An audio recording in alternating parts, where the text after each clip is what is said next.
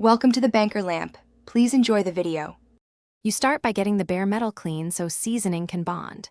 Use 80-120 grit sandpaper or coarse steel wool to scrub away loose rust and flaky seasoning. You want shiny, even iron. Once you reach stable metal, wash with hot water and a drop of soap to remove oils, then dry completely with a towel and short heat on the stovetop to evaporate hidden moisture. Make sure no orange powder remains. That prevents adhesion later and is the root cause of recurring rust. Next, you build the protective layer that stops oxygen and water.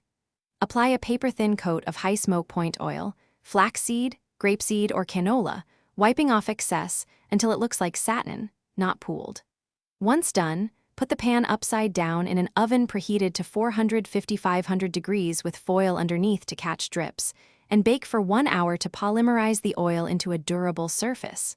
After cooling, repeat this process 3 to 5 times, so layers bond and create a. To finish, you adopt simple maintenance that keeps rust away. After every use, clean with hot water and a brush, no soaking, then dry immediately and heat briefly before applying a light coat of oil to the surface.